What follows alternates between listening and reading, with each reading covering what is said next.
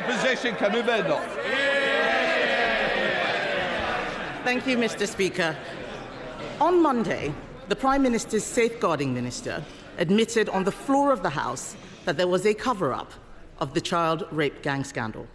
Does the Prime Minister think we should expose this cover-up?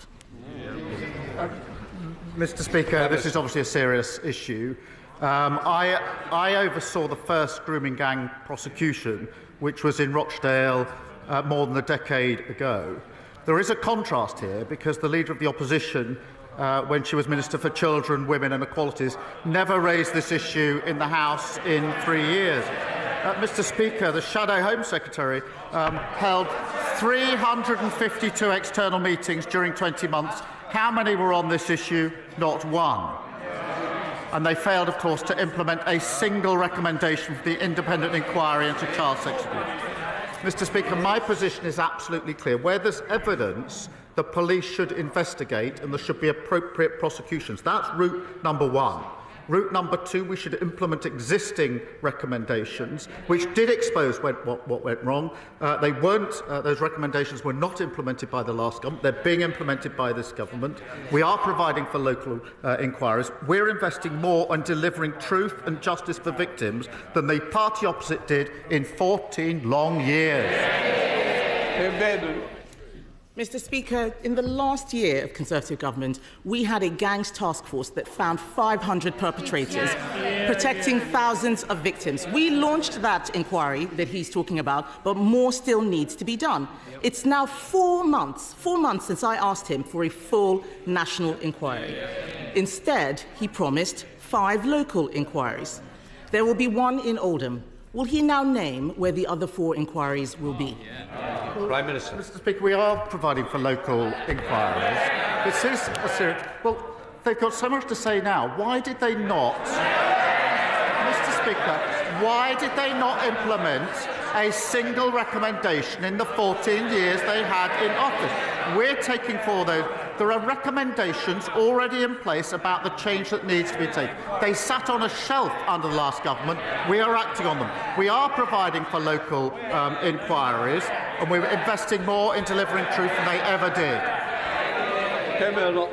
He cannot name a single place because nothing is happening. He stood there at the dispatch box, promised 5 local inquiries. Nothing is happening. On the last day of term, he had his minister come out to water down the promise to say they would provide funding. That is not good enough. At least 50 towns are affected by rape gangs. Places like Peterborough, Derby, Birmingham, Nottingham, Leicester, Rotherham, Rochdale and Preston. Is he dragging his heels on this because he doesn't want Labour cover-ups exposed? Mr. Speaker, I spent 5 years prosecuting these cases. Mr. Speaker, I was the prosecutor that brought the first case. And when that file was brought to my attention, Mr. Speaker, I noticed that one of the defendants had not been prosecuted previously. Far from covering up, I asked for that file so that I could have a look at it. On the back of that, I then changed the entire approach to prosecutions, which was then lauded by the government. We were doing the right thing and brought those prosecutions. So my record was going after where I thought something had gone wrong and putting it right. She stayed silent throughout their years in government, and so did the entire front bench. Mr. Speaker, he's not the Director of Public Prosecutions anymore. He is the Prime Minister. People want to know what he is going to do now, not talk about what he did years ago. We are asking for a full national inquiry. Andy Burnham wants a national inquiry. He's not Conservative, he's Labour. Harriet Harman wants one. The member for Rotherham wants one. All of the victims I have met want a full national inquiry. He keeps talking about local inquiries, yet they have not got going. And they haven't got going because local authorities don't want to investigate themselves. Local inquiries cannot force witnesses to appear. Local inquiries can't force people to give evidence under oath. So why won't he have a national inquiry? Mr. Speaker, we've had a national inquiry. We've had recommendations.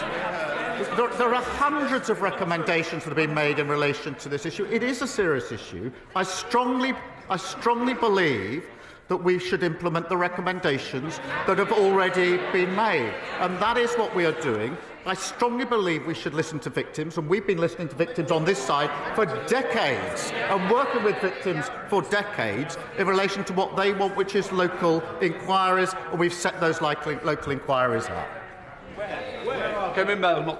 Mr. Speaker, he says we should listen to victims. The victims want a national inquiry.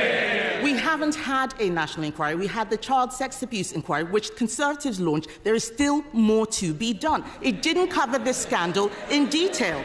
In Manchester, just last year, authorities were still covering up abuse. The local inquiry chair there has quit. Bradford Council, an area of some of the worst abuses, refuses any inquiry, local or national. Whether it's the streets of Birmingham or the Town Hall of Bradford, it is chaos and cover-ups with Labour councils. When will he show leadership and do the right thing? The right thing is to implement the recommendations that we've got, which is what they palpably failed to do in government. The right thing to do is to have the national inquiries that we need, which was what the victims want. The right thing to do is to invest in our criminal justice system so we can bring people to justice. They've absolutely collapsed the criminal justice system. Prosecutions for rape under their watch, they go up or down. They went down to record lows. Investment in prosecuting these cases went down. Their record was abysmal. They should hang their heads in shame. Mr. Speaker, this is just distraction tactics. He hasn't read the recommendations, because if he had read the recommendations, he would know none of them would tackle this issue. The fact is, if I were standing where he is, we would have had a national inquiry months ago. This issue is personal for me. I have met many of the victims. This is about the protection of children. Nothing else is more important. In the last few days, Mr. Speaker, I've been to Wiltshire, Lincolnshire, Northumberland, Kent. All of them have outstanding children's social care. Do you know why, Mr. Speaker? Because they're all run by Conservatives. That's the difference that Conservative councillors make. Isn't the choice tomorrow between chaos and cover-ups under Labour councils or better services under the Conservatives?